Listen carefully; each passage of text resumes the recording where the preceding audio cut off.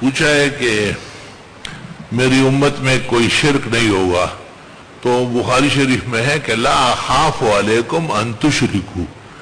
صحابہ کو کہا ہے کہ آپ سے مجھے کوئی خوف نہیں ہے کہ تم شرک کرو گے، ولیکن اخاف علیکم الدنیا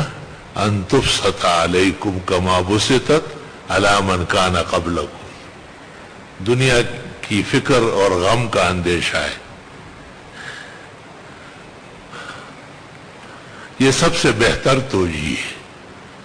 اور دوسری توجیہ یہ کی گئی کہ شرک تو کریں گے لیکن منع کرنے والے بھی ضرور ہوں گے ہر زمانے میں، اور اس کی دلیل یہ ہے کہ حدیث میں ہے شفاعت میں اور کتاب الحوض بخاری میں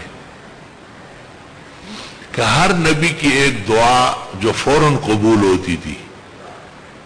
قوم سے تنگ آ کے ہر ایک نے استعمال کی، ولیکن اختبأتها شفاعتا لامتی،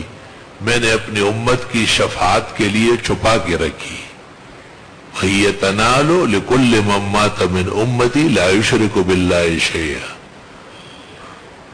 یہ ہر اس امتی کو نصیب ہوگی جو شرک نہ کرے، تو شرک کریں گے نہ بعد والے، یہ آگے نہ ٹھیکیداران شرک،